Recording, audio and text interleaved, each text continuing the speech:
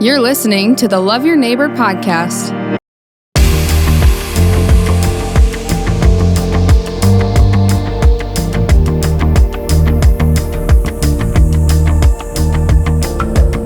Well, I want to thank you for joining us. This is the Links podcast brought to you by Brandon Wellness. The folks at Brandon Wellness are investing and developing the community of Brandon, and a part of that is getting to know our community, the people in our community, and we're just really excited to do that today with a wonderful young lady, Cheri Bergst.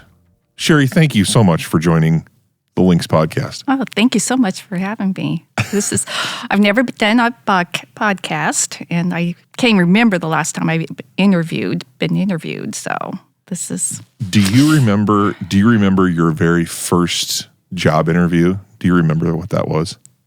Not really, because the first job I had was in California in Silicon Valley. We were the startup company of computers, and it was just kind of walking in there. I walked in as a temp, as a receptionist, lasted less than a half an hour, and they said, can you work in our finance department? And it was fascinating working for a startup Silicon Valley job. Okay.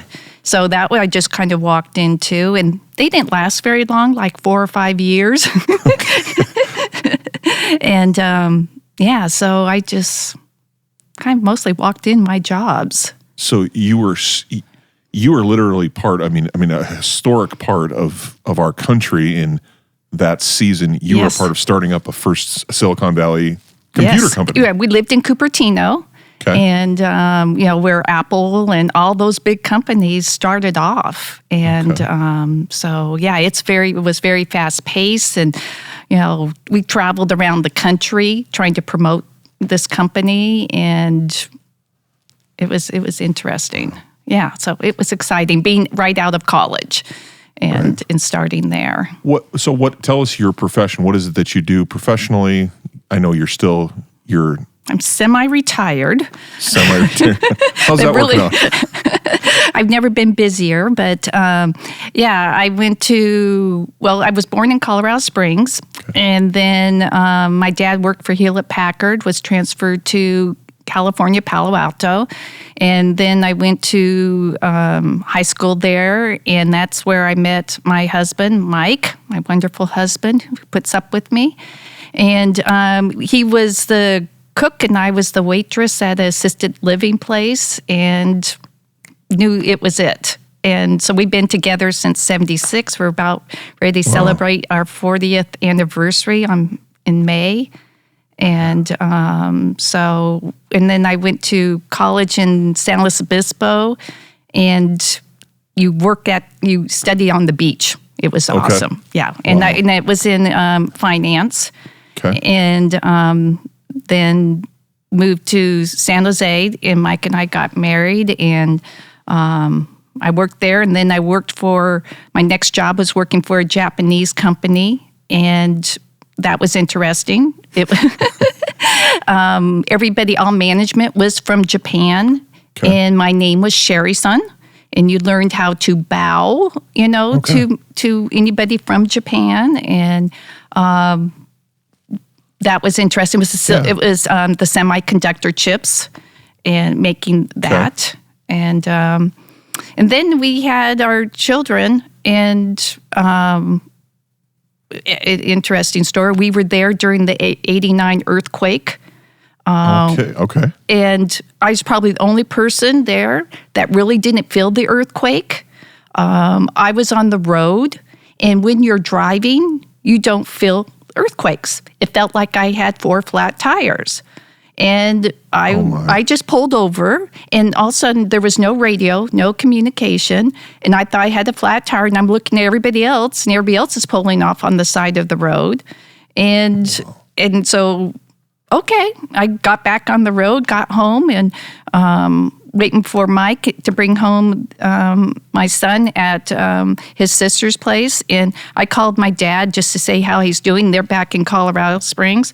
And he goes, Cheri, you just had an earthquake. What are you doing calling me, And I go, what are you talking about? He goes, no, you guys had this earthquake. And he goes, you need to fill up the tub. You need to do these things to your windows and all this stuff. And finally I got a hold of Mike and he goes, yeah, it's a big earthquake. I don't think I could get home tonight. You need to go stay at the neighbors. Had no idea. And everything was demolished. I mean, the roads were all flattened, all the overpasses, the Bay Bridge. So we lived through that and it was eerie. I mean, and how old were your children then? My son was probably, 89. Yeah, so only probably 1 or 2. Okay. Yeah.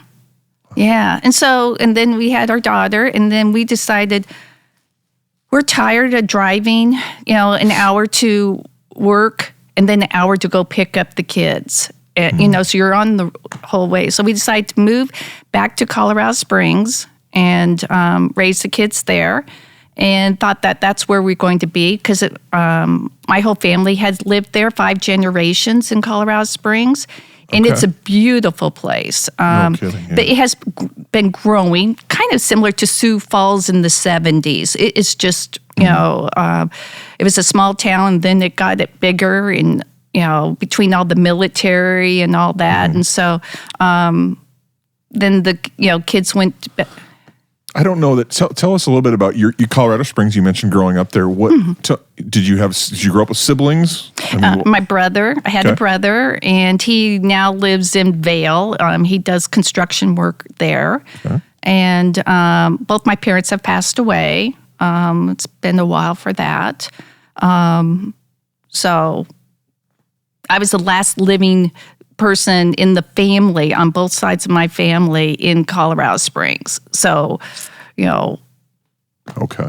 We decided, and our son, Chris, he went to Northwestern College in Orange City. He got a soccer, scholarship and decided to go there. Okay. And he loved the Midwest. Well, we just assumed he would come back to Colorado Springs. I mean, it didn't even enter his mind. And he found his wife, Michelle, there. And they just, he goes, I'm staying here. I love the Midwest.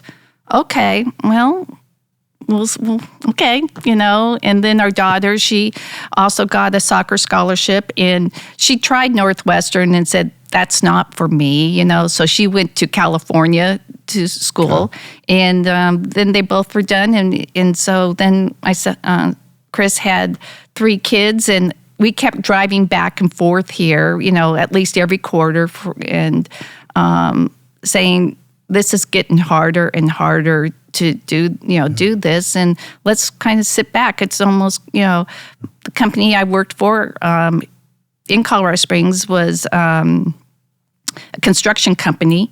And I've worked there, it's now been 28 years, and I'm still working for them. And we decided, hey, it's time to leave, to be here with the family. Family now is more important. I wanted to be there with the grandkids. So that's why we moved to South Dakota, to Brandon, and we live in Garrettson. And it was a big step to move to Garrettson. We spent several years looking here in the Brandon area where we wanted to move, and I couldn't find a place. And finally in Garrettson, we found our house and said, okay, we're ready to move here.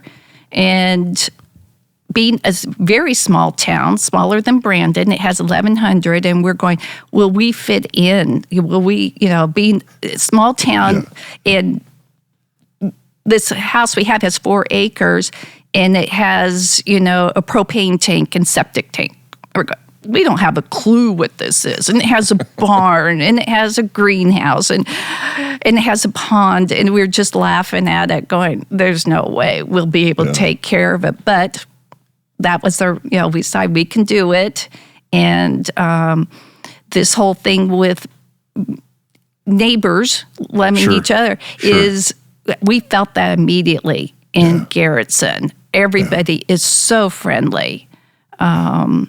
We, experience, our neighbor, he helps us out all the time. It's like, it's the joke of the town, like, okay, what are the Bergsts up to now? It's like they have no clue. So the whole town, I mean, just people driving by come by and just help us out going, okay, you're doing this all wrong, just a simple thing. We're going, well, how do we get rid of all this grass, or when do we start fertilizing the lawn? You don't fertilize lawn here. What? When do we irrigate? You don't irrigate. And, well, you just burn this stuff. And in Colorado, you don't burn things. And we were also in Colorado at the time when they, all those forest fires that wiped out, 500 homes and stuff. I mean, so we're very conscious of fire. And here it's like, no, you just let it go. Just let it burn what it needs to burn. So we've had a lot, a learning curve. You've had some adjustments. Yes. You and your husband have taken, you've left everything you knew and have now come to be grandparents and just new, proud South Dakotans now. Yes. Yeah. And we just love how friendly everybody. We came here right before COVID. And so we were more isolated than most because we didn't really know too many people except for the family. And then once we, but yet everybody who we talked to was so kind here. And that's what I think. And then now, and I'm still working for the company as a consultant that I used to work for. And so I'm busy with that. And then I help out at Celebrate. And involved with my son and his wife, Michelle, they started Kingdom Kids. And that is, again, looking at how you help others.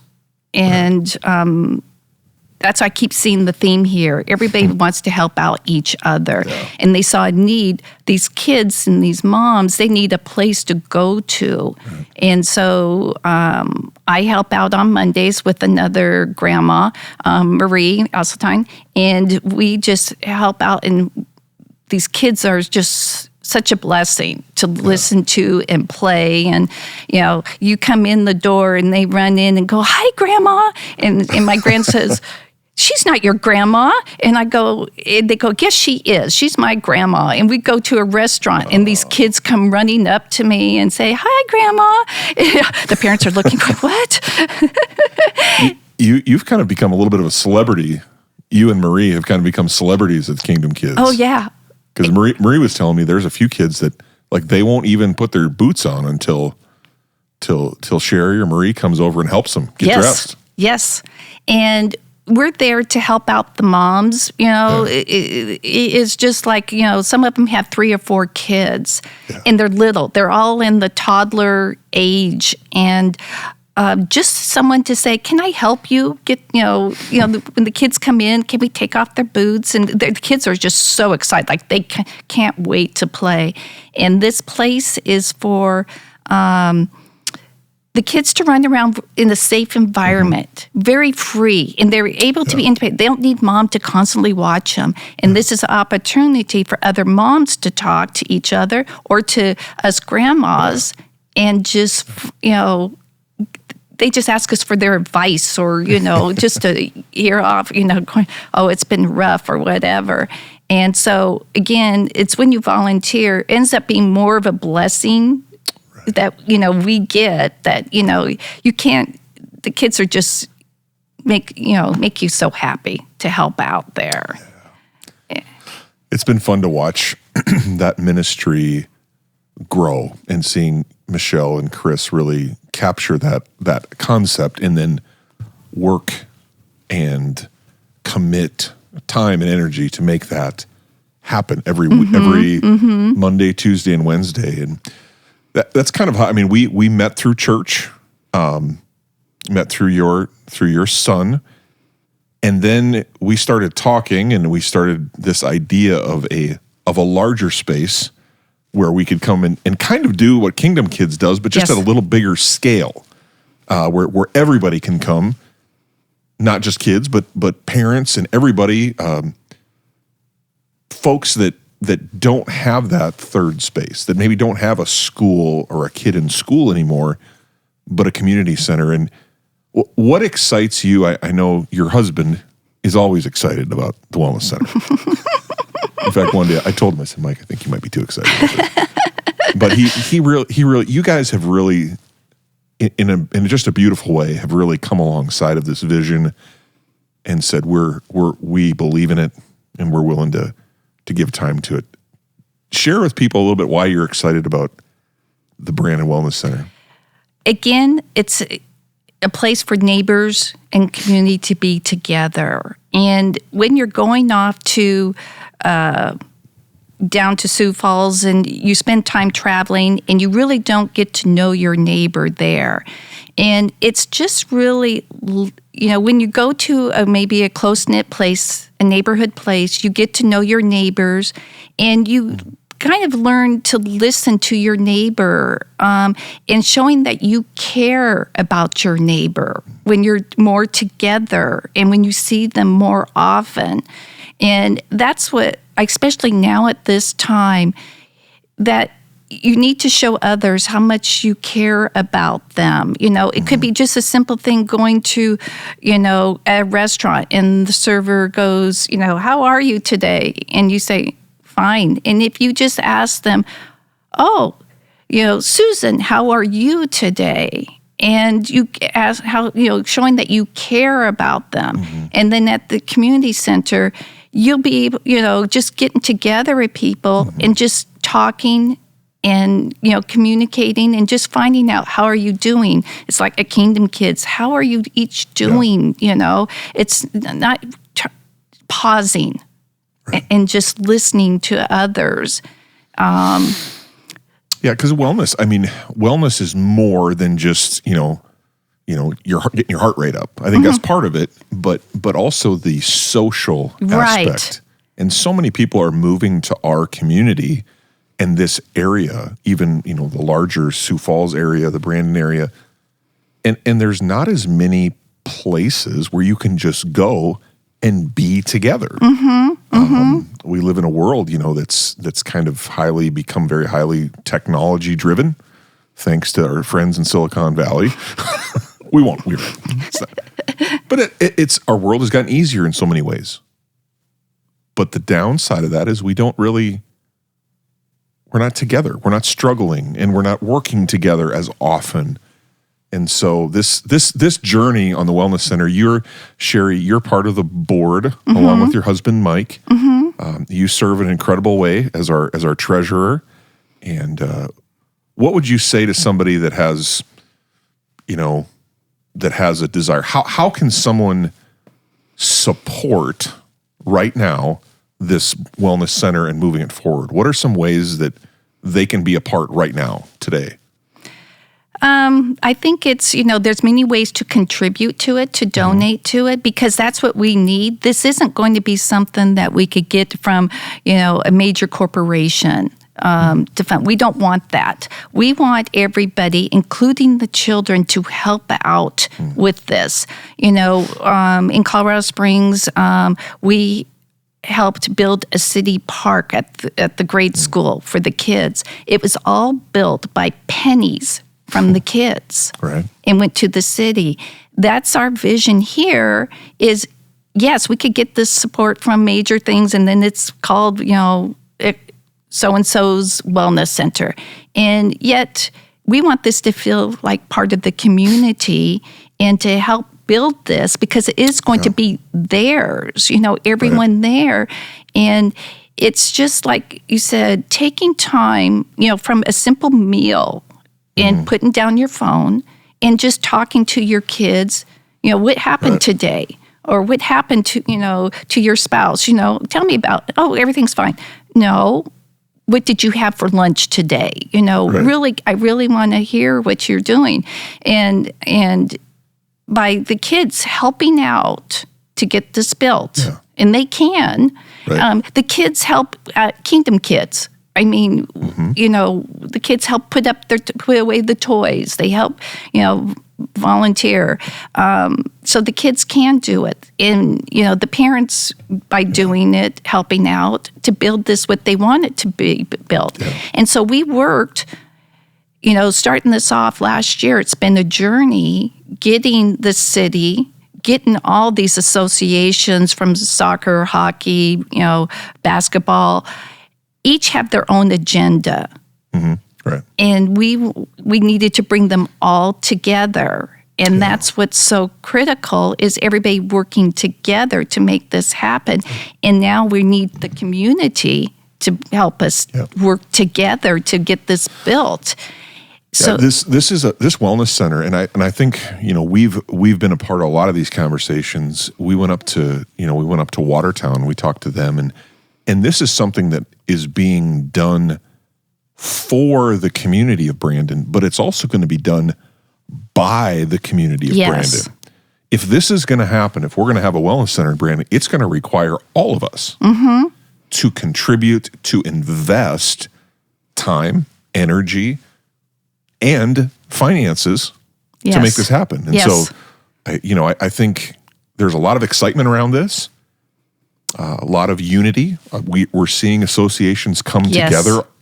Virtually all of the associations have said, we want to do this. We want to be a part of this. Now, what does that look like? Mm-hmm. We've had great energy, and really now it's centering ourselves as the design is being presented. And, by the time people are hearing this, we'll have more information about what the wellness center is going to look like. Mammoth has been a great partner. Yes. Has been super about having conversations and getting everybody's ideas together and then building a center that everybody can they can be proud of and can be a part of. So I'm excited in the next year, Cheri. I know we've got a long ways to go, but I'm so thankful that you've stepped up to help do this. Well, I'm grateful that you asked, and it's just been, we're each given our talents, and Mike is my awesome husband, and we're complete opposites, and I think that's what, as Mike is the loud one, I'm the soft one. This is totally out of my norm. I would never think of doing this, and you asked me, I'm going, oh no. And wait, if it helps any, this has been much more entertaining than when Mike did it. Oh, you've done great, and I think if you could help us out, if you're watching this, and Mike and Cheri, or even if you don't, you can vote or like for Cheri's episode, and then we can have a little fun with that. Well, and Mike goes, well, you can. I tell the kids, and I got to tell so and so. I go, don't you tell a soul. And see, I'm just the opposite. Mike has to tell the whole world that he's, in this and that, and I just no. And the other thing we had talked about, this whole community thing is what we've been working at Celebrate, is getting people together and having meals together, and it's people just want to talk. And we just need to show each other care and kindness. And, if you see somebody, just take a few minutes. And I think, I think that's our whole thing with Brandon Wellness, Celebrate, and this, how great Brandon is. Yeah. And, we spend probably more time in Brandon than Garrettson, but, taking care of watching the kids and, grandparents is the greatest job ever, because you could be, you get to play with them and just spend time with them without worrying about, okay, I got to get their lunches made. I got to get, the clothes, their baths and all this. And we just get to do the fun stuff. And we get to spoil them rotten and give them all the sweets they want, and then the loud toys. And I know your grandkids, they love coming to see you guys and hanging out with you guys. Yeah. It's so fun to watch that. It makes their day. So, well, Cheri, you have done a great service to our community and to this podcast, and thank you for all you do, and thank you for being you. You're an amazing gift, and so thanks for choosing South Dakota. And, thank you for letting me. We'll have to have you back another time. You did so well. But, well, thank you so much, Cheri. And thank you for watching, and thank you for tuning in. We'll encourage you, if you haven't already, to subscribe to our YouTube channel, to like, to share, and to comment. That will really help us get the message out, not only about Cheri and her story, but also the story of Brandon and the Wellness Center, Yes. and how we can continue to promote that and invest in that space. So thanks for joining us. Thank you. Thank you for joining us on the Love Your Neighbor podcast. The purpose of the Love Your Neighbor podcast is to build community one conversation at a time. You can help us build that community by sharing the podcast on your social media channels and rating our podcast on whatever platform you're listening from. Another way is to let us know of any neighbors who have a story. Go Lynx!